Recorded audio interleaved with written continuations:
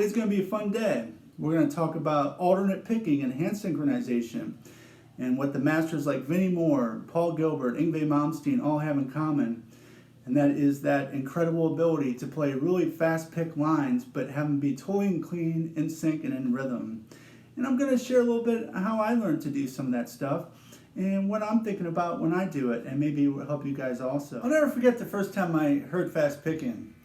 I was over at my friend's house playing cards, drinking a couple beers on a Friday night in high school, and this new band came on the radio, and the guitar player was Yngwie Malmsteen, and the band was Alcatraz.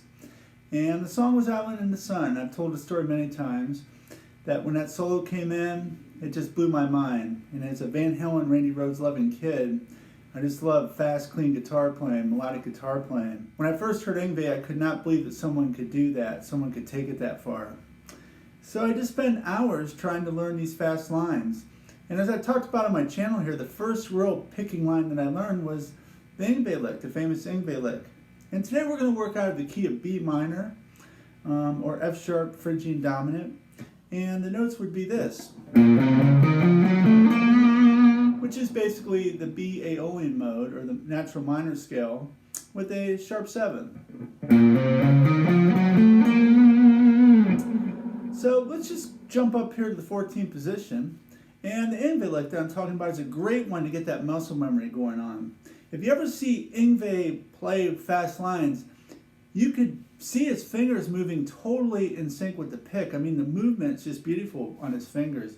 In fact, there's so many amazing players, you can just tell their movements are ingrained muscle memory. They're feeling it as a rhythm and everything's playing and working together. Guys like Sean Lane, to that early Vinnie Moore stuff, to Paul Gilbert, Meola, all these guys were just incredible. And you could see their hands are really feeling the motion. Their fingers and their pick are kind of lined up together. And for me, I wanted to get that kind of rolling motion. And how it worked for me was to really relax my hands. And almost like if I was tapping on a rhythm on a table, I kind of feel that in my fingers when I play. Let me play a couple licks and you can kind of see the movements of my fingers.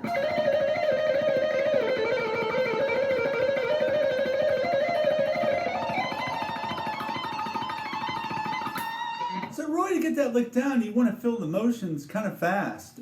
You can start out slow and really get that triplet feel going, but don't be afraid to move your fingers initially. You don't have to play real small movements initially when you're learning this. I think for muscle memory, sometimes getting big movements and then as you speed up, the movements will get smaller.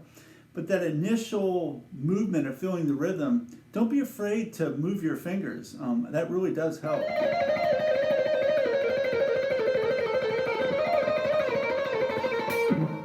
So what I do is I hold that first finger down.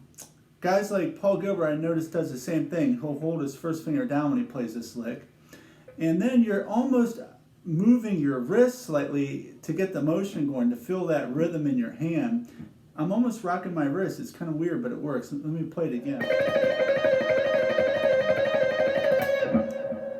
So the muscle memory there, I'm just feeling the rhythm in my fingers, and by rocking my hand, it kind of keeps my timing. My hand is really loose, relaxed. My fingers, everything's just totally loose and relaxed. And I'm just feeling that motion and kind of just feeling those sextuplets. I'll try to look at this angle and you can watch my wrist and fingers, how they're moving. My hand's kind of moving, my fingers and wrist and everything, but it's totally relaxed, but I'm really feeling the rhythm. I'm just feeling the rhythm. It's kind of like if I was on a table tapping the rhythm out, you can see my wrist, everything move. That's what it feels like. I'm very relaxed. And then I'll just move that around the neck.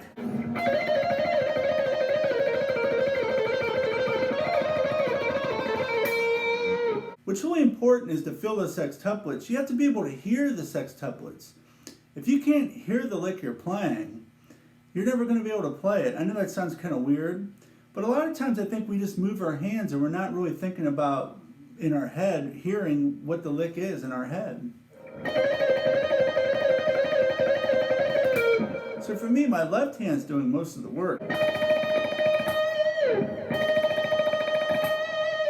If your picking's not synchronized, a great way to test it to see if it's your right hand not keeping up, fluctuating in speed, or your left hand, is just to play the lick with hammer on and pull-off. So maybe play eighth notes first like this.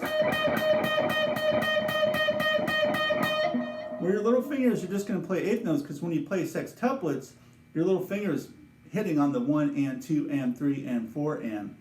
And then you want to hammer on pull-off while you keep that going, so you could go.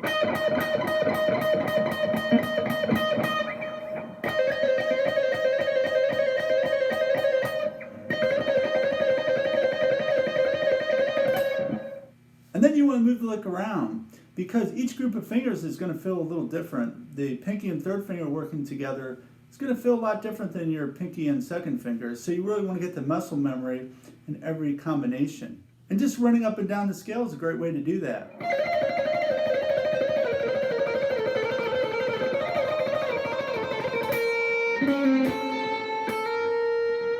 One thing that's really important also is that you start on time.